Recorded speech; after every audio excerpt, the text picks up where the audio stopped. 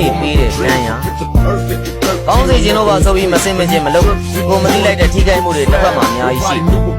ကြော်စေခြင်းလို့ပါကွာဆိုပြီးတော့ကောင်းစဉ်လာလာလေးတက်လိုက်ရုံနဲ့ရတဲ့တန်းရကောင်းမှာပေါ့ရိုးသားပါတယ်လို့ကိုယုံကြည်ထားတဲ့သူက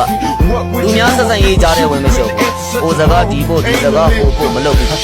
တိပစက်မများဘူးမယမ်းမတာမပြောဘူးလောကမှာချစ်ဆုံးသူတွေအမောဆုံးဖြစ်ရတယ်ဆိုတာဗဇက်စည်းမဆောင်တာရဲ့ခံစားချက်ကိုမထိန်ချုပ်နိုင်ဘူးနောက်တစ်ခုကတော့လူမှုရေးနားမလည်တာကြောင့်ပြဿနာရှိရင်ပိုးမလင်းလင်းရှင်းပြီးရင်လည်းမကျင်တတ်တာရှိရင်လည်းချင်းဆိုင်ပြုတ်ဒီလိုမဟုတ်ဘဲနဲ့ကိုယ်ရအကြမှာအပုတ်ချပြီးတော့အတင်းမတော့ကိုကမှန်တယ်ဖြစ်စေမှားတယ်ဖြစ်ဖြစ်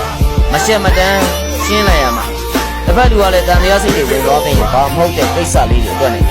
မိသားစုတွေတကယ်ချင်းနဲ့ချစ်ရသူတွေကြားထဲမှာလိုအပ်တဲ့အထင်လွဲကြမြတ်တာပြက်ကြညင်းခုန်ရန်ဖြစ်ကြကြစိတ်မကောင်းဖြစ်ကြကိုကြောင့်လည်းသူဘာထိခိုက်ကောင်းနေဆိုကိုကလည်းကောင်းနေသူဖြစ်မှာဘဝမှာတောင်းပန်လိုက်ရုံနဲ့ပြန်အဆင်ပြေသွားတဲ့ဆက်ဆံရေးရှိတယ်အသေးအတန်ရှင်းပြလိုက်ရုံလောက်နဲ့လွယ်ပြီးသားတချို့နားလည်မှုရတယ်ရှင်းလို့ပြန်တက်မသိချင်အောင်ဆောင်ပြီးမျက်နှာအတွက်ဥပ္ပခါပြီးခါပေးလိုက်ရပြီမယ်ယုံကြည်မှုတွေကငကိုတိုင်းပြန်တက်ဒါတွေကိုသဘောပေါက်ပါငါဘာကောငါဘယ်လောက်သိရဲဆိုပြီးတော့နေရာတကာမှာရှင်းပြင်းချက်ကိုလုပ်ချင် sorry ပါနော်လို့ပြောလိုက်ရုံနဲ့တန်ရာဟာအကောင်းတိုင်းပြန်ဖြစ်တယ်နောက်မဖြစ်စေရပါဘူးလို့ပြောပြီးမယ်နဲ့အခုဖြစ်ခဲ့တဲ့ထိခိုက်မှုကိုမင်းမလို့တောက်မလို့အဖေနဲ့သူများဘဝလေးဝင်မရှုပ်တာကောင်းတယ်တတိရှိတဲ့ဆိုရင်လည်းချင်းနိုင်လာပြီးတော့တိုက်ခိုက်တယ်မတမာတဲ့နီးနဲ့နောက်ကျောကိုဓာတ်နဲ့မထိုးပါတကယ်တော့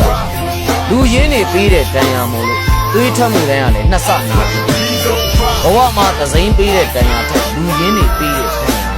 ပို့ပြီးတော့နာကျင်ရ